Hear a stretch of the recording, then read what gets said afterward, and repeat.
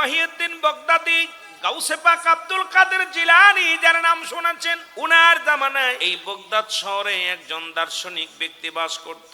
এক নারীর প্রেমে পড়ে গেল। আর এই দার্শনিক, এই ব্যক্তি সাধারণ কোনো মানুষ না, একজন মুসলমান। উনি ছিল একজন মাঝি, নৌকা চালাইতেন। নৌকা যিনি পারাপার করে পাটনি বলেন বা মাঝি বলে, ইনি নৌকা চালাইতেন। আর ওই গ্রামের মধ্যে একজন রূপসী মহিলা প্রতিদিন কলেজে যাইতেন আর আসা যাওয়া করতেন। রূপসীর রূপ দেখে পাগল হয়ে গেলেন। ওই মহিলাটা ছিলেন আল্লাহর ওলির ভক্ত।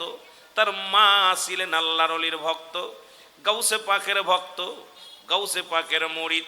কিন্তু মাঝি লোভ লালসার মধ্যে পড়ে গেলেন। মেয়েকে একদিন নয়, দুদিন নয়, একাধিকবার প্রেমের প্রস্তাব দিলেন। প্রেমের প্রস্তাবের পর মেয়েটাও ভালোবেসে ফেললেন মাঝিরে। দুজনের মধ্যে মন দেয়া নেওয়া হয়ে গেল। আল্লাহু আকবার বলো। দুজনের মধ্যে মন দেওয়া নেওয়া হয়ে গেল। হয়ে যাওয়ার পর মাঝি বিয়ের প্রস্তাব দিলেন। মেয়ের বাবার কাছে যেয়ে বলেন, হুজুর আপনার মেয়েকে আমি বিয়ে করতে চাই। মেয়ের বাবা যখন শুনতে পাইলেন তা ছেলেটা কি চালায়, নৌকা চালায়, মাঝি রাগান্বিত হয়ে গেলেন। আমার রূপবতী মেয়ে, গুণবতী মেয়ে কোনোদিন তোমার হাতে দিতে পারি না, এটা দেওয়া সম্ভব নয়। সুতরাং তুমি যাও, তোমার সঙ্গে আমার মেয়ে দিব না। মেয়ে অন্যত্র বিয়ে দিয়ে দিলেন। একদিন, দুদিন, 3 দিন চলে গেলেন। 3 দিন, 3 বছর, 5 বছর হয়ে গেল। ও মুসলমান শুনে নাও, মাঝিও আর বিয়ে শাদী করে না। মাঝিও এমন মা জননীকে নিয়ে জীবন যাপন করতে লাগলেন, মায়ের সঙ্গে খেদমত করতে লাগলেন। হঠাৎ মুসলমান গভীর মনোযোগ, ও দরদি বন্ধুরে, মায়ের খেদমত করার পর মা জননী আর বিয়ে শাদী করলেন না। যে বিয়েও করব না, কোনো মেয়েকে আর মন দিব না, যতদিন যে জীবিত আছি মায়ের খেদমত করে যাব, মার গোলামি করব। মার সঙ্গে থাকতে থাকতে হঠাৎ একদিন রাতের অন্ধকারে মসজিদের নামাজের জন্য রওনা দিছে। হাতের মধ্যে তাসবিহ, মাথার মধ্যে পাগড়ি, বড় পাঞ্জাবি গায়ে দিয়ে যখন মসজিদের দিকে রওনা দিছে, হঠাৎ একটা আওয়াজ শুনতে পাইলেন কানের মধ্যে। জায়দাকের একটা লোক আর একটা লোককে খুন করে ছুরি মেরে মেরে জমিনের মধ্যে ফেলে দিছে। জায়দাকে চারিদিকে কোনো লোক নাই। যা যখন যুবকের বুক থেকে ছুরিখানা উঠাইলেন, সঙ্গে সঙ্গে যুবক দুনিয়ার মধ্যে লুটিয়ে পড়ে গেল, মারা গেলেন। যুবক মারা গেলেন। দূর থেকে মানুষ আইয়া যুবকের হাতে পায়ে রশিদে বাঁধলেন, যুবককে গ্রেফতার করলেন। যুবক বলে, আমি খুন করি নাই, বলে হাতে নাতে তোমারে ধরেছি, তোমার হাতের মধ্যে অস্ত্র পাওয়া গেছে, তুমি খুন করেছ, চলো যাও। আদালতে নেওয়া হলো, রায় হয়ে গেল। ও মুসলমান শুনে নাও, রায় হয়ে গেল। সবাই সাক্ষী দিলেন। আমরা নিজেই দেখেছি ওনাকে খুন করতে। হাতের মধ্যে ছুরি পেয়েছি, রক্ত মাখা ছুরি পেয়েছি। ওই যুবককে হত্যা করেছে ওই লোকটা, এই লোকটা যুবককে হত্যা করেছে। রায় হয়ে গেল, ওনার ফাঁসি হবে, ওনাকেও শিরচ্ছেদ করা হবে। মুসলমান শুনে নেন। যুবক বলে, আমার ফাঁসির রায় হয়েছে, দুঃখ নাই। যুবক বলে, আমি ফাঁসির রায় হয়েছে, আমার দুঃখ নাই। তবে আমার এই পৃথিবীর মধ্যে আজকে যে মৃত্যুদণ্ডে দণ্ডিত করলেন, শুনে রাখেন, ভালো করে শুনে নেন, আমি এই লোকটাকে হত্যা করি নাই, তবে আমি একটা মানুষ হত্যা করেছিলাম। শুধু একটা নয়, দুইটা মানুষ হত্যা করেছি। পৃথিবীর কোনো মানুষ দেখে নাই, পৃথিবীর কোনো মানুষ জানে নাই, পৃথিবীর কোনো মানুষ দেখেও নাই, জানেও নাই।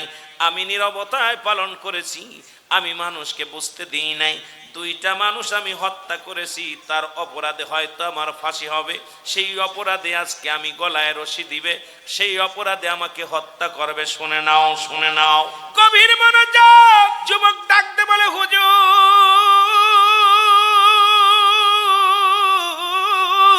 ওই যে কথা বলতেছিলাম, ওই মেয়েটার বিয়ে হয়ে যায়, আমি নৌকা চালাই। হঠাৎ একদিন দেখি ছোট্ট একটা মাসুম বাচ্চা সঙ্গে করে নিয়ে মেয়েটা পাড়ের জন্য দাঁড়ায় আছে। আমি যখন নৌকার মাঝে আসলো, দেখি মেয়েটার মুখের দিকে তাকায় আসি, দেখি সেই আমার পুরনো, সেই হারানো প্রেমিক।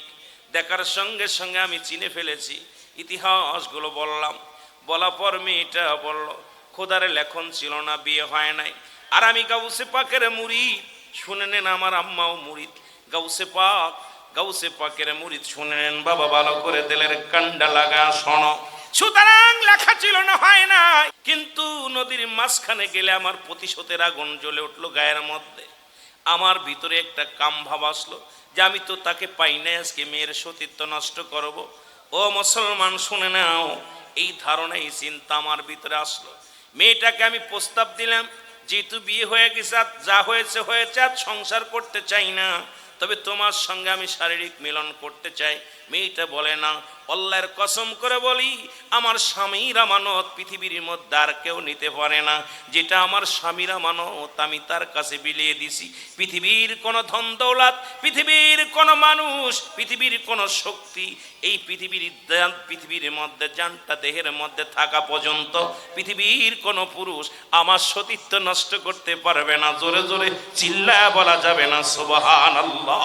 আমার বাবারা আমার শোনা না, অনেক জোরাজুরি করলেন। বলে আমি হুজুর অনেক জোরাজুরি করলাম, কোনো তাই রাজি হলো না।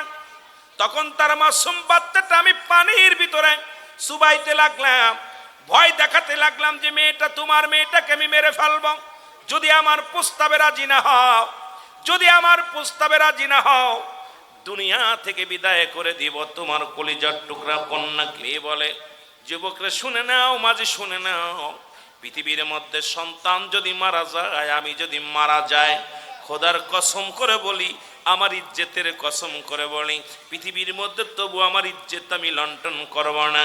যদি সন্তান দুনিয়া থেকে চলে যায়, যদি চলে যাক, তবু আমি ইজ্জত তোমার কাছে বিলিয়ে দিব না। রাগে আমি সন্তানটাকে চুবাইয়া মেরে ফেললাম। যখন মেয়েটা মারা গেল মনে করলাম মেয়েটা মারা গেছে, এখন বুঝি মেয়েটা দুর্বল হয়ে যাবে। এরপরে তাকে যত বুঝায় ততই আরো রাগান্বিত হয়। তখন তার সঙ্গে যখন আমি এক পর্যায়ে জোরাজুরি শুরু করলাম, তখন মেয়েটা তার জীবনটাকে একটা চিৎকার মেরে বলেন আল্লাহ, গাউসে পাককে স্মরণ করে বলে আল্লাহ আমি গাউসে পাকের মুরিদ, আল্লাহ আমার কারণে আমার পীরের শান নষ্ট হবে, আমার কারণে আমার পীরের ইজ্জত যাবে, আমার কারণে ইসলামের দুর্নাম হবে, আমার কারণে নারী জাতির কলঙ্ক হবে। আল্লাহ আজকে আমি জীবন দেয়া দিব তবু ইজ্জত দিব না। একটা চিৎকার মেরে মেয়েটাও মারা গেল। একটাকে আমি দুইটা মানুষ মেরে ফেললাম। আদালতে দাঁড়া বলে আমি দুইটা মানুষ মেরে ফেললাম। দুজনকেই আমার নৌকা থেকে পানির ভিতরে ফেলে দিলাম। ফেলে দেওয়ার পর এই দুনিয়ার মধ্যে ওই মেয়েটা মরার সময় বলেছিল, একটা চিৎকার মেরেছিল আল্লাহ আমি গাউসে পাকের মুরিদ, আমার ইজ্জত তোমার হাতে আল্লাহ, আজকে আমার ইজ্জত আমি তোমার হাতে দিলাম গো আল্লাহ, তুমি রক্ষা করো। ওই চিৎকার মেরে তখন মেয়েটা মারা গিয়েছিল। তখন একটা আওয়াজ আমি শুনেছিলাম, এ যুবক তুমি যৌবনের তারুণ্যে অন্যায় করলা, দুনিয়ার ভিতরে থেকেই তুমি লাঞ্ছিত হবে, দুনিয়ার ভিতরে থেকে তোমার এই পাপের শাস্তি হবে। এ হুজুর আমি আজকে বুঝতে পেরেছি, আমি আর বুঝতে বাকি নাই, আমার আর বুঝতে বাকি নাই। সেই পাপের বোঝা আমি আজকে আপনারা আমাকে যে শাস্তি দিবেন মেনে নিব। আমি দুইটা হত্যা করেছি, জীবনে বড় অন্যায় করেছি, তাও দুনিয়ার কোনো মানুষ জানে না, দুনিয়ার কোনো মানুষ জানতে দিই নাই। আজকে সঙ্গে সঙ্গে তাকে শিরচ্ছেদ করা হলো, হত্যা করা হলো। যুবকের আদালতের মধ্যে তাকে চিরতরে বিদায় করে দেয়া হলো। জোরে জোরে চিল্লায় বলা যাবে না আল্লাহু আকবার। এই প্রমাণে আলোচনা থেকে প্রমাণ পাওয়া যায়, এক হলো আল্লাহর ভয়, দুই হলো স্বামীর আমানত, তিন হলো ইসলামের মধ্যে জিনা ব্যভিচার অন্যায় জুলুম এগুলো সম্পূর্ণ নিষিদ্ধ। আজকে আমরা যারা ওলি আল্লাহদের কাছে বায়াত গ্রহণ করেছি, মুসলমান জীবন দিয়া দিব ইজ্জত জন্য না যায়, পৃথিবীর মধ্যে নিজের ইজ্জত সতীত্ব ধরে রাখবেন, স্বামীর আমানত নষ্ট করবেন না। এ মুসলমান গভীর মনোযোগ। শুধু তাই নয়, শুধু তাই নয়, আজকে মুসলমান শুনে নাও, শুনে নাও, আমার আল্লাহ তাআলা বিচারের কাঠগড়ায় দাঁড়া করেছে। এই দুনিয়াতেই লাঞ্ছিত হয়ে দুনিয়ার ভিতরে থেকে তার মৃত্যুবরণ করা লাগছে। সুতরাং আমি আপনি জিনা ব্যভিচার অন্যায় মারামারি হাঙ্গামা যাই করি না কেন, যদিও গোপনে করি, আমার মাওলা দেখতেছেন, মাওলার দরবারে বিচার হবে, এর মধ্যে কোনো সন্দেহ নাই। জোরে জোরে বলেন ঠিক কিনা, আর একটু জোরে জোরে চিল্লায় বলেন আল্লাহু আকবার। যেহেতু নবী দুনিয়ার মধ্যে আগমন করেছে, আমেনা বলেন আমি যখন সন্তান যখন গর্ভে আসলো, তাই আমি লক্ষ্য করেছিলাম মানুষ এক নাম্বার লক্ষণ শুনেছি মা বোনদের কাছে, যখন গর্ভে সন্তান আসে বমি বমি ভাব হয়, মাথাটা ঘোরে, অসুস্থতা লাগে।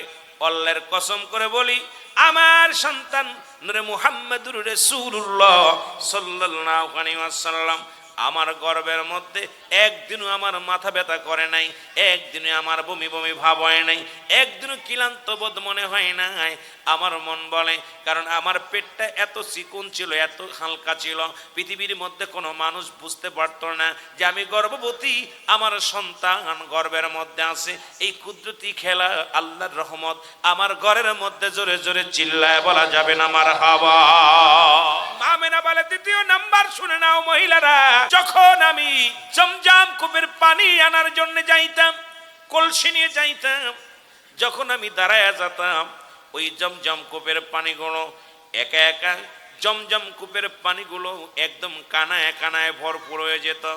আমাকে তায়েফের মেয়েরা ডাকতে বলতো, আমেনা রে আমেনা, একটু অপেক্ষা করো, তুমি যখন চলে যাও কূপ থেকে পানি নিয়ে চলে যাও, পানি নিচে চলে যায়, অনেক কষ্ট হয় পানিগুলো তুলতে, আমেনা। আর যতক্ষণ পর্যন্ত তুমি কূপের চারিদিকে, যখন কূপের পাশে থাকো, পানিগুলো কানায় কানায় পেয়ে যায়, পানি আমাদের উঠাইতে কষ্ট হয় না। আর যখন তুমি চলে যাও তখন এই পানিগুলো, আল্লাহর কসম করে বলতেছি, মা আমেনা বলে আমি যখনই যাইতাম কূপের কাছে এত পরিমাণ মেয়েরা ভিড় জমাইতো, সবাই কূপের সবাই কলসি নিয়ে দাঁড়ায়া যেত একটু পানির জন্যে। নূরে মুহাম্মদ আমার গর্বে, আমি যদি একটু বেকা হয়, আমি যদি একটু কুজো হয়, আমার নবী কষ্ট পাবে। এই জন্যে আল্লাহ রব্বুল আলামিন আমাকে এমন অবস্থায় কূপ থেকে পানি উঠাইতাম, একটু বেকা হওয়া লাগতো না, কূপের পানায় কানায় পানি আসতো, আমি কলসি লইয়া পানি নিয়ে আসতাম। জোরে জোরে চিল্লায় বলো মারহাবা। শুধু তাই না, আমি খবর পাইলাম দ্বিতীয় মাস গেল, আবার খবর পাইলাম কে যেন বলে, আসসালামু আলাইকুম আমেনা রে, ও আমেনা ধন্য, শুনে নাও ধন্য, তুমি ধন্য, তুমি পুণ্য, তোমার গর্বে আখির নবী রাহমাতুল লিল আলামিন আগমন করেছে। শুধু তাই নয় রে মুসলমান, শুনে নাও, যখন ইহুদিদের বড় বড় যত জলেম ছিল, আলেম ছিল, তারা গবেষণা করে বলতে লাগলো, নবী যখন নবীজি আসবে দুনিয়ার মধ্যে 9 মাস, যখন 15 দিন নবী মায়ের গর্ভে, তখন ইহুদিরা দেখতে পাইলেন, তারা কি গবেষণা করে পাইলেন যে আখির নবী যখন দুনিয়ার মায়ের পেটে আসছিল, তখন এই আকাশে একটা লাল আবরণ হয়েছিল। আবার যখন আখির নবী দুনিয়ার মধ্যে প্রকাশ পাবে, শরিয়াতে প্রকাশ পাবে, তখনও পূর্ব আকাশে একটা লাল আবরণ হবে। তখন 15 দিন বা 10 দিন আগে লাল আবরণটা হবে। তখন তো মুসলমান ইহুদিদের সমস্ত উলামা একরাম, সমস্ত আলেমরা বলতে লাগলেন, এই মক্কার মানুষেরা শোনো, মদিনার মানুষেরা শোনো, মদিনার বুকে খবর নাও, মদিনার বুকে খবর নাও, মদিনার বুকে দেখো সেই পুণ্যবান সন্তান দুনিয়ার মধ্যে আগমন করবে। খবর নাও, আর 10 দিন বা 15 দিন কার বাকি আছে, সন্তান দুনিয়ার মধ্যে আসার বাকি আছে, খবর নাও। খবর নেওয়া হলো, গোটা মদিনার মধ্যে পাওয়া গেল না। এবার চলে যাও, তাহলে মক্কায় চলে যাও। মক্কায় যাওয়া হলো, মক্কায় যাওয়ার পর খবর নেওয়া হলো, সবাই বলেন না এমন কোনো মেয়ে নাই, তবে খবর নেই, তবে একটা কথা শোনো, মক্কা মদিনার মধ্যে, এই পৃথিবীর মধ্যে অমকের মেয়ে ছেলে, অমকের বাচ্চা হবে। এবার তখন ওই ইহুদি আলেমরা বললেন, না শুনে নাও, যে সন্তান দুনিয়ার মধ্যে আগমন করবে তার বাবা দুনিয়ার মধ্যে নাই, বাবা তার গর্ভে থাকতে বিদায় হয়ে গেছে, এমন খবর নাও। মক্কার জমিনে এমন কোন মা আসেনি গর্ভবতী, তার বাবা সন্তান গর্ভে আসা পর বাবা দুনিয়া থেকে বিদায় হয়ে গেছে। জোরে জোরে চিল্লায় বলা যাবেন আল্লাহু আকবার। এ দুনিয়ার মুসলমান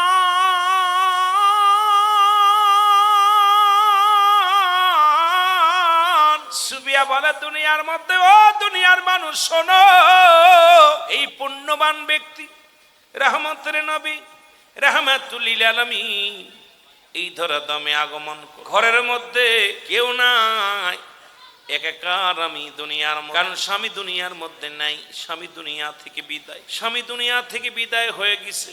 জনম দুঃখিনী মা গর্ভে।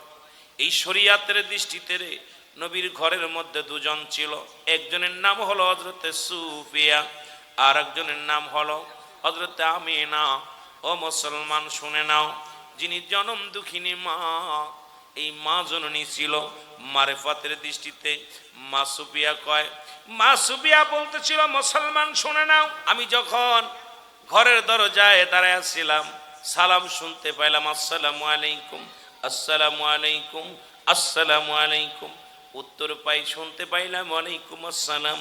কে গো তুমি? আমি মা হাওয়া। তুমি কে গো? মা সিয়া। তুমি কে গো? মা সুমাইয়া। এইরকম আওয়াজগুলো শুনতে পাইলাম। শরীয়তের দৃষ্টিতে নবীর ঘরের মধ্যে ছিল, এই পৃথিবীর মধ্যে মুসলমান শরীয়তে ছিল দুজন, মারেফাতে ছিল চারজন। এইরকম অসংখ্য ফেরেশতা আল্লাহ রাব্বুল আলামিন জান্নাতি মেহমান দিয়া এই দুনিয়ার মধ্যে নবীকে স্বাগতম জানায় আনছে। আমার আপনার নবী মুসলমান শুনে না, গভীর মনোযোগ। পৃথিবীর মধ্যে আমি আপনি যেমনি আইছি, আমার নবী এমনি আসেন নাই। আপনি যেমনি আইছেন, আমার নবী এমনি আসেন নাই। আপনি যেমনি মায়ের গর্ভে প্রবেশ করেছেন, নবী এমনি প্রবেশ করে নাই। মেসাল চলে না, নবীর সনে কোনো মেসাল চলে না। এই নবী লাগবে কবরে, এই নবী লাগবে মিজানে, এই নবী লাগবে ফুলসিরাতে, নবী লাগবে ইয়াউমাল কিয়ামতের ময়দানে। নবী বিনে কোনো বান্ধব নাই, কোনো গতি নাই। এই নবীর পক্ষে থাকার দরকার আছে কি না? আছে কি না? জোরে জোরে চিল্লায় বল আল্লাহু আকবার। নবী বলে, উম্মতিরা গো, আমাকে আল্লাহ দুনিয়ার মধ্যে পাঠাইলো আমার উম্মতের কল্যাণের জন্য। উম্মতের সঙ্গে আমি কথাবার্তা বলেছি, উম্মতের সঙ্গে চলাফেরা করেছি। রাষ্ট্রীয় চালাইবেন, সংসার জীবন চালাইবেন, ব্যবসা বাণিজ্য করবেন, যা করবেন সব কিছুর পিছনে রাহমাতাল লিল আলামিন। নবী আমার হায়াতের জিন্দেগিটা এই জন্য আমার উম্মতের জন্য কল্যাণ। কারণ আমি নবী উম্মতের সঙ্গে চলাফেরা করেছি, উম্মতের সঙ্গে কথাবার্তা বলেছি। এই জন্য আমার দেশের কিছু মানুষ কয় নবীও মানুষ, আমরাও মানুষ। নবীরা হলো গুনাহ থেকে মুক্ত, আমরা গুনায় যুক্ত। নবীরা হলো মাসুমের মাসুম, আমরা গুনাহমার্কা মানুষ। নবীর সাংসারিক জীবন ছিল, শাদী করেছে, ছেলে মেয়ে ছিল, ঠিক আছে। তবে নবী তোমার আমার মতন না। নবীকে আমার উম্মতিদের সঙ্গে আমি কথাবার্তা বলেছি, চলাফেরা করেছি। কিভাবে কি করতে হবে, কেমনে সংসার করবে, কেমনে জীবন যাপন করবে, এগুলো শিক্ষা দেওয়ার জন্যে আল্লাহ রাব্বুল আলামিন শরীয়তে আমাকে দুনিয়ার মধ্যে পাঠাইছে। আবার ওফাতি খৈরুল্লাকুম, আমার ওফাত, আমার ইন্তেকালটা আমার নবী কয় পৃথিবীর মধ্যে শুনে নাও, মুসলমান শুনে নাও, আমি নবী ইন্তেকাল করেছি, এটা আমার উম্মতের কল্যাণ স্বরূপ গো। নবী কয় পৃথিবীর মধ্যে যদি কোনো উম্মত ভালো কর্ম করে, ভালো কাজ করে, সঙ্গে সঙ্গে আমি নবী আমার উম্মতের জন্য প্রশংসা করি আল্লাহর দরবারে। কোন সন্তান যদি ভালো হয়, কোন মানুষ দোয়া করে অমুক সাহেবের অমুক ছেলেটা বালা, অমুকের ছেলেটা বড় পাজি, অমুকের বাইগনেটা বালা, এই ভালো হইলে প্রশংসা করে। নবী কয় কোন উম্মত যখন ভালো কর্ম করে, ভালো নেকির কাজ করে, আমি আল্লাহর দরবারে প্রশংসা করি। আমার আল্লাহ ওই বারিসার জমিনে অমুক কাঁচা বাজারের লোকেরা, কলা বাজারের লোকেরা টাকা পয়সা খরচ করে জান্নাতের বাগান সাজাইছে, ভালো কর্ম করেছে, রিয়াজুল জান্নাহ বেহেশতের বাগান বানাইছে। আমার নবী প্রশংসা করে উম্মতের হইয়া। আবার কোন উম্মত যখন গুনাহের কাজ করে, এ মুসলমান শুনে নাও, যদি কোনো অন্যায় করে, সঙ্গে সঙ্গে আমার নবী আমার উম্মতের হইয়া আমি আমার আল্লাহর দরবারে ইস্তেগফার করি, ক্ষমা চাই। সুতরাং পৃথিবীর মধ্যে এমন নবীর উম্মত আমরা হইলাম। ভুল করে উম্মত, ক্ষমা চায় আমার নবী। অন্যায় করে আমার উম্মত, মাফ চায় আমার নবী। সেই নবীর পক্ষে থাকার দরকার আছে কিনা? জোরে জোরে চিল্লায়া বলা যাবে না, ঠিক কিনা? কিন্তু সেই নবীর আগমনে খুশি হইয়া আমরা যারা স্লোগান দিলাম, আমরা যারা সেই নবীর আগমনে রাস্তায় নেমে স্লোগান দিলাম, নবীর আগমনে খুশি হইলাম, জুলুস করলাম, সঙ্গে সঙ্গে একদল বেঈমান, তারাও মুসলমান, তাদেরও দাড়ি আছে, তাদেরও টুপি আছে। যখন বেঈমানি করলো, বোঝা গেল তাদের নবী দুনিয়াতেও লাগবে না, কবরেও লাগবে না। কারণ কবরে যদি নবী লাগে, যদি দুনিয়াতেও নবী লাগে, তাহলে নবীর পক্ষে থাকার দরকার আছে কি না? জোরে জোরে চিল্লায় বলেন আছে কি না? এই ও মুসলমান, মানুষের মৃত্যু হয় দুইটা টাইমে, হয় রাতের বেলা না হয় দিনের বেলা। মানুষের মৃত্যু হয় কয়টা টাইমে? দুইটা টাইমে, হয় রাতের বেলা না হয় দিনের বেলা। ও মুসলমান, গভীর মনোযোগ দিলের কান্ডে লাগা শোনেন। পৃথিবীর মধ্যে আসার একটা সিরিয়াল আছে, যার কোনো সিরিয়াল নাই। দেখা যায় সন্তানের লাশ বাবার কাঁধে, রে বাবার লাশ সন্তানের কাঁধে। পৃথিবীর মধ্যে যে সন্তান তার বাবা লাশটা কাঁধে নিছে, সেই সন্তান জানে বাবা লাশটা কত ভারী। মুসলমান, মায়ের লাশটা যে সন্তান কাঁধে নিছে, সেই সন্তান জানে মায়ের লাশটা কত ভারী। এই মরা লাশ যারা বহন করেছেন তারা জানেন পৃথিবীর মধ্যে আপনজনের লাশ কত ভারী। এই লাশ বহনকারী ব্যক্তি বলতে পারে আপনজনদের দেহটা কত ভারী। মানুষের মৃত্যু হয় দুইটা টাইমে, একটা হলো রাতের বেলা, একটা হলো দিনের বেলা। মানুষের মৃত্যু, মুসলমান শুনে নাও, মরণের পেয়ালা পান করতে হবে, এর মধ্যে কোনো সন্দেহ নাই, এর মধ্যে কোনো সন্দেহ নাই। আর মানুষের তিনটা বিপদ, নাম্বার ওয়ান হলো মানুষের মরণ, নাম্বার ওয়ান হলো মানুষের মরণ, নাম্বার টু হলো কবর, নাম্বার থ্রি হলো কিয়ামতের ময়দান। তিনটা বিপদ মানুষের বড় বড় বিপদ। এর মধ্যে এক নাম্বার হলো মরণ। কার কার মরণ নেই একটু হাত তোলেন দেখি। মরণ, ও মুসলমান, মরণের পেয়ালা পান করতে হবে। স্রষ্টার মৃত্যু নাই, সৃষ্টির মৃত্যু আছে, স্রষ্টার মৃত্যু আছে। আর পৃথিবীর মধ্যে তিনটা বিপদ, নাম্বার ওয়ান হলো মানুষের মরণ, নাম্বার টু হলো কবর, নাম্বার থ্রি হলো কিয়ামতের ময়দান। মরণের ভয় আমাদের ভিতরে নাই রে। যদি মরণের ভয় থাকতো, দেখি কত আশ্চর্য হয়ে গেছি। মরা দাদার লগে সেলফি তুলিয়া মোবাইলে পোস্ট করে বড় লজ্জা লাগে রে মুসলমান। দাদার লাশটা ধরে সেলফি তুলে কবরের মধ্যে শোয়ায়, আর সেলফি তুলে ছেড়ে দেয়, বড় কষ্ট হয়। এই মরণের কথা আমাদের কেন স্মরণ হয় না? আল্লামা মুফতি আমজাদ আলী সাহেব একটা কিতাব লেখলেন, কিতাবের নাম্বার শরিয়াত। এই কিতাবের মধ্যে উনি লিখতে যায় বললেন, দুনিয়ার মানুষ শোনো, মানুষ যখন সবচাইতে আসান মৃত্যু হয়, সবচাইতে সহজ মৃত্যু যেটা ইমানদারের মৃত্যু, আর ইমানদারের মরণটা হলো আটা খামির বানাইয়া এর ভিতরে যদি একটা চুল পড়ে, এই চুলটা যদি টান দিয়ে বাইর করা হয়, অনাসে বাইর হয়ে যায়, আটাই টেরে পায় না। ইমানদারের মৃত্যুটা ঠিক সেমনি হয়। এই মৃত্যুটা আল্লামা মুফতি আমজাদ আলী সাহেব বললেন, মানুষের সবচাইতে সহজ মৃত্যু হয় কত কঠিন। 70টা তাজা উটের গায়ের চামড়া জবাই না করিয়া উল্টো দিকে টান দিয়া লবণ আর মরিচ লাগায় দিলে যতটুক যন্ত্রণা হয়, এর চাইতে 70 গুণ যন্ত্রণা হয়। মুসলমান, এই হলো সহজ মৃত্যু। এখন আমরা যারা মরণকালে পায়খানা করে দিই, মরণের সময় যারা প্রস্রাব করে দেয়, মরণের সময় যাদের জিহ্বা বড় হয়ে যায়, মরণের সময় অনেকের চোখ দুটি বড় বড় হয়ে যায়। কত মানুষের দাফন করাইলা, কত মানুষের কাপন পরাইলা। কদিন আগে এক চাচা দুনিয়া থেকে বিদায় হয়ে গেল, মরণের পরে নিজ হাতে তারে গোসল করাইলাম, নিজ হাতে তারে কাপন পরাইলাম। কত চেষ্টা করলাম জিহ্বাটারে ভিতরে দেওয়ার জন্য, ভিতরে দিতে পারি নাই। জিহ্বাখানা অনেকখানি বাইর হয়ে গেছে। হায় প্রতিবেশী বারবার ওই চাষি এসে ডাকতে বলে, রুহুল আমিন, হ্যাঁ রুহুল আমিন, চেষ্টা করো বাবা। মানুষ যখন ওই লাশটা দেখে সবাই ভয় পায়, জিহ্বাটা বাইর হয়ে গেছে। শুনতে পাইলাম দুনিয়ার মধ্যে উনি নামাজ পড়তো ঠিকই, কিন্তু মানুষের সঙ্গে আচার ব্যবহার ভালো করতো না, মিথ্যা বলতো, মিথ্যার মধ্যে বেশি দাবিত হতো। আজকে দুনিয়া থেকে বিদায়ের পরে দেখতে পাইলাম দুনিয়ার মধ্যে জিহ্বা বাইর হয়ে গেছে।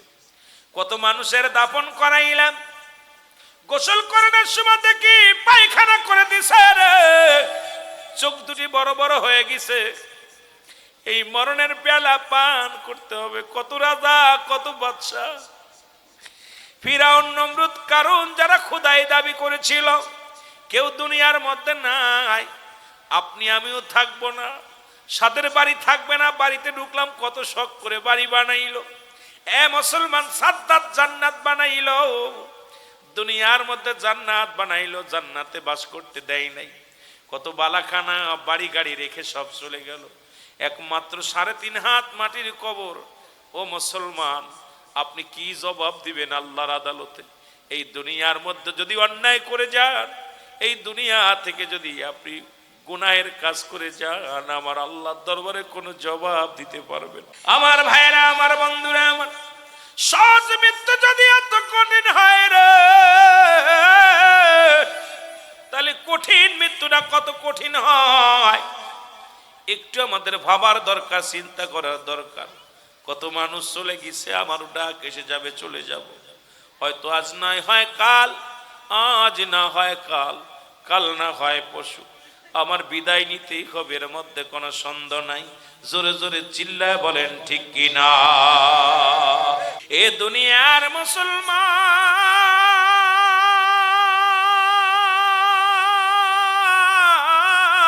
ইমানদারের মৃত্যু আর বেঈমানের মৃত্যু। ইমানদারদের জন্য আমার আল্লাহ রাখছে 8টা জান্নাত প্রস্তুতি। আমার আল্লাহ বলেন বিসমিল্লাহির রাহমানির রাহিম, উইদ্দাত লিল মুমিনিন। আমি মুত্তাকিন মুমিনদের জন্য প্রস্তুতি করে রাখলাম, একটা নয়, দুটি নয়, 8টা জান্নাত। কয়টা জান্নাত? জোরে জোরে বলেন, কয়টা জান্নাত? আল্লাহ বলেন একটা নয়, দুটি নয়, ইমানদারদের জন্য, আল্লাহদের জন্য আমি একটা নয়, দুটি নয়, 8টা জান্নাত প্রস্তুতি করে রাখছি। আর কাফের বেঈমান মুনাফিকদের জন্য প্রস্তুতি আছে একটা নয়, দুটি নয়, 7টা জাহান্নাম। আল্লাহ বলেন কাফিরিন, ওই কাফের বেঈমান মুনাফিকদের জন্য প্রস্তুতি করা আছে একটা নয়, দুটি নয়, 7টা জাহান্নাম। এক দলের জন্য রয়েছে নির্ধারিত জান্নাত, আর এক দলের জন্য নির্ধারিত আছে জাহান্নাম। ইমানদারদের জন্য শুভ সংবাদ হলো, আল্লাহ প্রস্তুতি করে রাখছে 8টা জান্নাত। কয়টা জান্নাত? 8টা জান্নাত। আর বেঈমান মুনাফিকদের জন্য, কাফেরদের জন্য প্রস্তুতি করে রাখা আছে 7টা জাহান্নাম। এখন জান্নাতে যেতে চাই না, জান্নাতে যেতে চাই না, জাহান্নামে যেতে চাই, জাহান্নামে যাইতে চাই না। তাহলে জাহান্নামে যদি না যাইতে চাও, নামাজ পড়তে হবে। জাহান্নামে যদি না যাইতে চাও, তাহলে আমাদের সত্য কথা বলতে হবে। জাহান্নামে যদি না যাইতে চাও, এই দুনিয়ার মধ্যে হালাল খাবার খাইতে হবে। জাহান্নামে যদি না যাইতে চাও, বেগানা মহিলা চেহারা দেখা যাবে না। বেগানা মহিলা চেহারা দেখা হারাম, বেগানা পুরুষের চেহারা দেখা হারাম, নামাজ ছেড়ে দেয়া হারাম, মিথ্যা বলা হারাম। যদি জাহান্নামে না যাইতে চাও, জাহান্নামে যদি না যাইতে হয়, যদি হালাল ব্যবসা করতে হবে, হারাম ব্যবসা করা যাবে না। জাহান্নামে যদি না যাইতে চাও, তাহলে ওজনে কম দেয়া যাবে না। জাহান্নামে যদি যাইতে না চাও, অন্যায় অপরাধ করা যাবে না। জাহান্নামে যদি না যাইতে চাও, আজ থেকে অন্যায় অপরাধ মিথ্যা বলা যাবে না, দাড়ি চাচা যাবে না। আজ থেকে জাহান্নামে যদি যাইতে চাও, দুনিয়ার মধ্যে বেগানা মহিলা চেহারা দেখা যাবে না। জাহান্নামে যদি না যাইতে চাও, এই দুনিয়ার মধ্যে ভালো কর্ম করা লাগবে, অন্যায় করা যাবে না, জুলুম করা যাবে না, মিথ্যা বলা যাবে না, চগলখুরি করা যাবে না। সবগুলো করো আর কও জান্নাতে যাব, এগুলো হবে না। দাড়ি চাষ পার কবা যে জান্নাতে যাব, নামাজ ছেড়ে দিবার কবা জান্নাতে যাব। এই দুনিয়ার মধ্যে মুসলমান শুনে নাও, এই দুনিয়ার মধ্যে বেগানা মহিলার সঙ্গে চলাফেরা করবা আর বলবা জান্নাতে যাব। এই দুনিয়ার মধ্যে অন্যায় করবা, ব্যবসা বাণিজ্য করবা, সিটার বাটিপাটি করবা আর বলবা জান্নাতে যাব। সম্ভব নয়, সম্ভব নয়। ঈমানটা যদি নষ্ট করিয়া আমল না করে তুমি দুনিয়া থেকে বিদায় হয়ে যাও, জান্নাত তো দূরের কথা, জান্নাতের ঘিরানটা পর্যন্ত তোমার নসিবে আসবে না। জোরে জোরে বলেন ঠিক কিনা? আর একটু জোরে জোরে চিল্লায়া বলেন ঠিক কিনা? এ দুনিয়ার মুসলমান, ইমানদারের রূহটা যখন বাইর করার জন্য আজরাইল জমিনের মধ্যে আগমন করে গো, সবার জান আজরাইল আলাইহিস সালাম জমিনের মধ্যে আইসা কি করে না, মুসলমান বাইর করে না। ইমানদারের কত পাওয়ার, মুমিনের কত পাওয়ার। নামাজি ব্যক্তির কত পাওয়ার, হালাল খোর বান্দার কত পাওয়ার শুনে নাও। হালাল খোর বান্দা বান্দির কত পাওয়ার। আজরাইল আসবে যখন মুসলমান শুনে নাও, এটা সালাম দিবে, ইমানদারদের সালাম দিবে, আসসালামু আলাইকুম মুমিনা। ওয়ালাইকুম আসসালাম। কয় তুমি কে? কয় আমি আজরাইল। কেন আসছো? তোমাকে নেওয়ার জন্য এসেছি। আজরাইল রে, তুমি নিবে আমার কোন জায়গাতে নিবা? মুসলমান শোনো, কোথা দিয়ে নিবা? কয় আজরাইল তুমি কোন জায়গা দিয়ে প্রবেশ করবে? ইমানদার বাবারা শোনেন, যারা আল্লাহ ওয়ালা তারা শোনেন। মুনাফিকদের অন্তর কাঁদবে না, মুনাফিকদের দিল কানবে না, মুনাফিকদের মরণের ভয় নাই। মুনাফিক গুলো চিনার উপায়, ওই মুনাফিক গুলো দেখবেন যখন নামাজে দাঁড়াইবে অলসতা করবে, যখন জিকির করবে তারা গাফিলতি করবে, যখন আলোচনা হবে তাদের ধ্যান খেয়াল থাকবে অন্যদিকে। মুসলমান শুনে নাও, এই মুনাফিকের অন্তরের ভিতরে আল্লাহ ঢুকতে পারে না, প্রবেশ করতে পারে না। এই জন্য আল্লাহতে কমিনান নাস, মানুষের মধ্যে মায়া করু, তারা বলবে আমান্না, তারা ঈমান আনছে, বিল্লাহি আল্লাহর প্রতি, অবিল মিলাখিরা কিরাতের প্রতি বিশ্বাস স্থাপন করছে। ওমা কুম বিমুমিনিন, আল্লাহ কয় একদল বেঈমান রাসূলের কদমে যাবে। ওই মুনাফিক গুলো তারা বলবে আমরা ঈমানদার, আমরা মুমিন, কিন্তু মুমিন তারা মুত্তাকিন নয়, মুত্তাকিনও নয়, মুমিনও নয়। এরা ধোঁকাবাজ, ধোঁকাবাজ। আজকে আমাদের মুসলমানের মধ্যে অসংখ্য মুসলমান আছে, মুসলমান গরুখা মুসলমান। কিছু আছে দাড়ি টুপি আছে কিন্তু নামাজে নয়, আবার কিছু আছে নামাজ ঠিক মতো পড়ে, শরীয়তের বিধান মানে না, কিছু মানে কিছু মানে না। আমার বাবারা শুই না লাও, ইমানদার ডাকতে বলবে চোখ দিয়ে, আজরাইল বলবে আমি চোখ দিয়ে প্রবেশ করব। চোখ বলবে না না, আমার এই চোখ দিয়ে জীবনে কোনোদিন সিনেমায় যা সিনেমার হল দেখি নাই, আমার এই চোখ দিয়ে কোনোদিন বেগানা মহিলা দেখি নাই, আমার এই চোখ দিয়ে কোনো খারাপ কাজে কোনোদিন কোনো গান বাজনায় যাই নাই, আমার এই চোখ দিয়া আমি কোরআন পড়েছি, কোরআন দেখেছি, আমার এই চোখ দিয়ে ওলামায়ে কেরাম দেখেছি, আমার এই চোখ দিয়ে আল্লাহর ঘর মসজিদে হেঁটে হেঁটে গিয়েছি, আমার এই চোখ দিয়া স্বামীর আমানতগুলো রক্ষা করেছি, চোখ দিয়া স্বামীর সংসারে কাজ করেছি, আর আমি দুনিয়ার মধ্যে অন্য দিক চোখ দিই নাই। সুতরাং চোখ দিয়ে প্রবেশ করতে দেয়া যাবে না।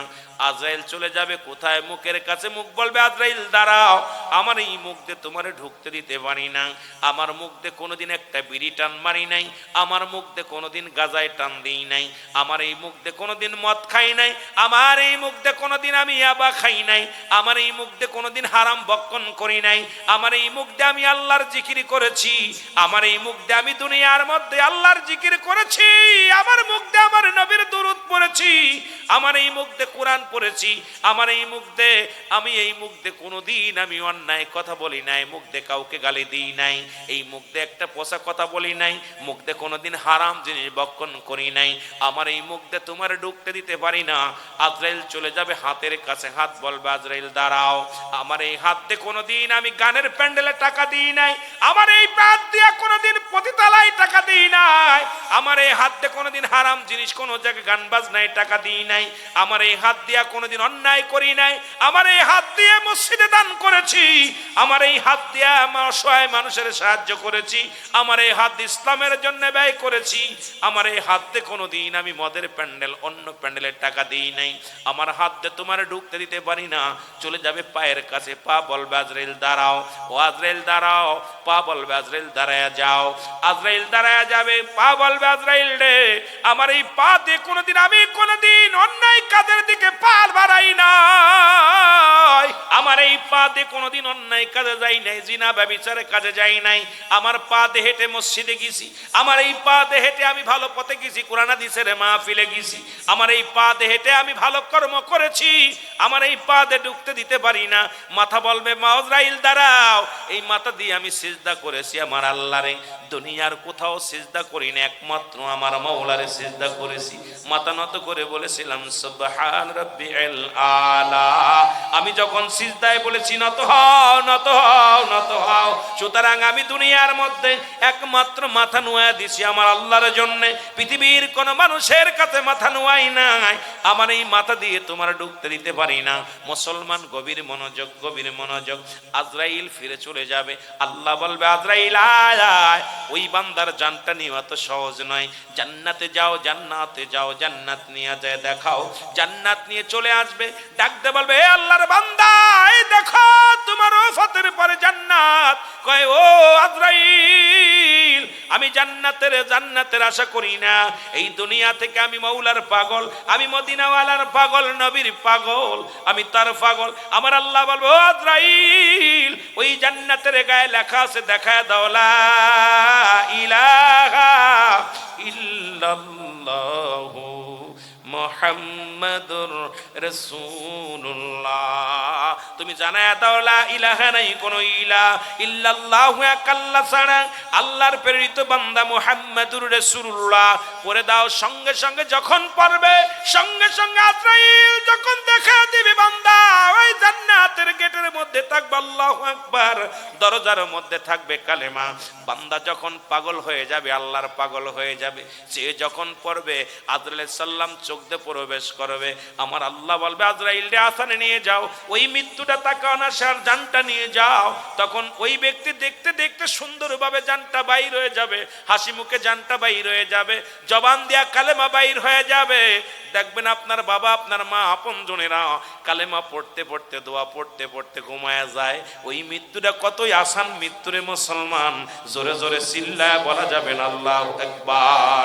আমার ভাইরা, আমার বন্ধুরা, আমার মৃত্যুর কথা বলতে যা বলতেছিল, একজন ব্যক্তি এখনো জান্নাতের মধ্যে আছে। আমি পিরাইট আলোচনার মধ্যে বলি জীবিত অবস্থায় জান্নাতের মধ্যে আছে। ওনার নাম হলো হযরত ইদ্রিস আলাইহিস সালাম। আর একজন জিন্দা আছে পৃথিবীর মধ্যে, চারজন ব্যক্তি এখনো জিন্দা আছে। এদের মধ্যে আর একজনের নাম হলো হযরত ইদ্রিস আলাইহিস সালাম। মুসলমান শুনে নেন, আর একজন হলো ইলিয়াস আলাইহিস সালাম। ইলিয়াস যিনি পাহাড়ের দায়িত্বে আছে, পৃথিবীর মধ্যে যত পাহাড় আছে এই পাহাড়ের দায়িত্বে আছে হযরত ইলিয়াস আলাইহিস সালাম। তাকে আল্লাহ দায়িত্ব দিয়েছে পাহাড়ের, পৃথিবীর যত পাহাড় আছে। আর একজন পানির দায়িত্ব দিয়েছে আল্লাহ, যার নাম হযরত খিজির আলাইহিস সালাম।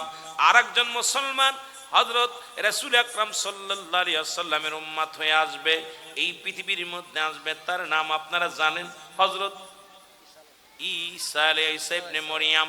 ঈসা আলাইহিস সালাম এই দুনিয়ার মধ্যে আগমন করবে। এই চারজন ব্যক্তি এখন আসমান জমিনের মধ্যে, চারজন ব্যক্তি জীবিত আছে। আমি আপনাদেরকে বলে, এক নাম্বার হলো হযরত ইদ্রিস আলাইহিস সালাম, দুই নাম্বার হযরত ইলিয়াস আলাইহিস সালাম, তিন নাম্বার হযরত খিজির আলাইহিস সালাম, চার নাম্বার হযরত মুসলমান ঈসা আলাইহিস সালাম। এই চারজন ব্যক্তি এখনো জিন্দা আছে পৃথিবীর মধ্যে, আসমান জমিনের মধ্যে জিন্দা। এই মুসলমান এক একজনের এক একটা দায়িত্ব দিয়েছে আমার আল্লাহ। এই যে বড় বড় পাহাড়গুলো দেখেন, আপনাদের এই জমিনের মধ্যে তো পাহাড় নাই। সিলেটের জমিনে পাহাড় আছে, জাফলং এর জমিনে পাহাড় আছে, চট্টগ্রামে মসল হিলটেকের মধ্যে পাহাড় আছে। এই পাহাড়গুলো ধরে রাখার জন্য আল্লাহ তাআলা একজন নবীর দিছে, দায়িত্ব দিছে, তার নাম হলো হযরত ইলিয়াস আলাইহিস সালাম। জোরে জোরে চিল্লায়া বলা যাবে না মারহাবা? আর একটু জোরে জোরে চিল্লায়া বল আল্লাহু আকবার। ইদ্রিস আলাইহিস সালাম উনি ইন্তেকাল করলেন, ইদ্রিস আলাইহিস সালাম ইন্তেকাল করলেন। জান্নাতের মধ্যে আছে বড় ইতিহাস। আপনারা জানেন ইদ্রিস আলাইহিস সালাম দোস্ত পাঠাইলেন পৃথিবীর মধ্যে, মানুষকে মেহমানদারি না করে খাইতেন না, মানুষকে খাওয়াইতেন। প্রতিনিয়ত নিজে না খেয়ে অন্যরে খাওয়াইতেন, মানুষকে মেহমানদারি করাইতেন, অনেক ভালোবাসতেন। ইদ্রিস আলাইহিস সালাম একদিন রোজা রাখলেন, মেহমান পাইলেন না, সারাদিন না খেয়ে আছে। যে মেহমান না পাইলে খানা খাবো না। ইদ্রিস আলাইহিস সালাম সন্ধ্যা গনিয়ে আসতে লাগলো, কিন্তু কোনো মেহমানও পাইলেন, খাইলেন না, খানাও খাইলেন না। আমার আল্লাহ তাআলা জিবরিল আমিনকে ডাক দিয়ে কয়ে, যাও জিবরিল আমিন, তাড়াতাড়ি যাও, তাড়াতাড়ি যাও, আমার ইদ্রিসের বন্ধু হও, তার সঙ্গে মেহমানদারি করো, কারণ সে মেহমান ছাড়া খানা খায় না।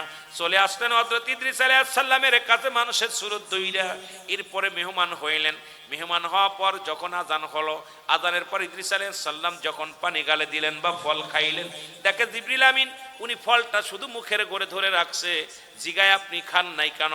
কয়, ভাই আমি সত্য প্রকাশ করি, আসলে আমি কোনো মানুষ নয়, আপনি ক্ষুধার্ত অবস্থায় আছেন, আল্লাহর প্রিয়, এই জন্য আল্লাহ রাব্বুল আলামিন আমাকে পাঠাইছে আপনাকে খাওয়ানোর জন্য।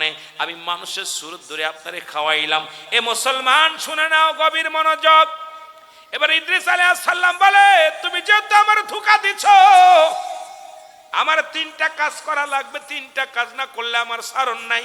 নাম্বার 1, আমাকে আমার সামনে তোমার দোস্ত পাতাইতে হবে, বন্ধু তাই পাতাইতে হবে। জিবরিল আমিন কয় আমি হইলাম ফেরেশতা, আপনি হইলেন মানুষ, কেমনে বন্ধু পাতাইব? আল্লাহ কয় ইদ্রিস রে আমি হুকুম দিলাম, এ জিবরিল আমিন হুকুম দিলাম, যাও লগে বন্ধু পাতাও, দোস্ত পাতায়া দাও। বন্ধু পাতাইলেন, জোরে বলেন আল্লাহু আকবার। বন্ধু তাই করলেন। এরপরে বললেন নাম্বার 1 গেল। নাম্বার 2, আমাকে এখনই মারতে হবে, আমাকে মেরে ফেলতে হবে। নাম্বার 3 হলো আমাকে জিন্দা করতে হবে, জান্নাত জাহান্নাম দেখাইতে হবে। এই ইদ্রিস আলাইহিস সালাম আল্লাহ পাক হুকুম দিলেন, একই কাজ জিবরিল আমিন করলেন। এরপরে যখন মারা গেলেন, ইদ্রিস আলাইহিস সালামকে জিন্দা জান্নাত দেখাইলো, জাহান্নাম দেখাইলো, জান্নাতের ভিতরে প্রবেশ করলো। এই যে মুসলমান শুনে নাও, এবার ইদ্রিস আলাইহিস সালামকে আমার মাওলা জিগায়, ইদ্রিস রে, ও ইদ্রিস তুমি জান্নাতের মধ্যে আসো, আমার নিয়ামতগুলো পায়া তুমি খুশি কি না? ইদ্রিস আলাইহিস সালাম আল্লাহ তোমার জান্নাত পায়া খুশি, তোমার জান্নাত দেখে খুশি, তবে একটু কষ্ট, আমার মৃত্যু যন্ত্রণা অনেক কষ্ট হয়েছে। ইদ্রিস আলাইহিস সালাম জিবরিল আমিন আজরাইল সালামকে পাঠায় দেয়, আজরাইল যাও ইদ্রিস আলাইহিস সালামকে জানায়া দাও তার মৃত্যুটা কেমনে হয়েছে। ইদ্রিস আলাইহিস সালামের সামনে যখন আজরাইল আলাইহিস সালাম চলে আসলেন, ডাকতে বলে আজরাইল আমার রূহটা তুমি কেমনে বাইর করেছিল বলো? বলে হুজুর, এই পৃথিবীর মধ্যে মায়ের বুকে দুধ খাইতে খাইতে সন্তান যেমনি ঘুমায়া যায়, তদ্রূপ আপনার রূহটা বাইর করেছি, শুধু আপনার গায়ের উপরে হাতটা রেখেছি, কষ্ট দিই নাই। ইদ্রিস আলাইহিস সালাম ডাকতে বলে আজরাইল, এই মৃত্যু যদি এত কঠিন হয়, এই সহজ মৃত্যু যদি এত কঠিন হয় রে, এর চাইতে যাদের তুমি কষ্ট দিয়া মৃত্যু দাও, যারা মৃত্যুকালে পায়খানা প্রস্রাব করে দেয়, তাদের মৃত্যুটা কত কঠিন হয়। সুতরাং মুসলমান শুনে নেন, এই মৃত্যুর পেয়ালা পান করতে হবে, এর মধ্যে কোনো সন্দেহ নাই। ধনী বলেন, টাকাওয়ালা বলেন, বাড়িওয়ালা বলেন, ফকির বলেন, মিসকিন বলেন, মরণের পেয়ালা পান করতে হবে, এর মধ্যে কোনো সন্দেহ নাই। সুতরাং আজ নয় কাল, 2 দিন হোক, পরে হোক, 2 দিন আগে হোক, আমাদের মরতেই হবে।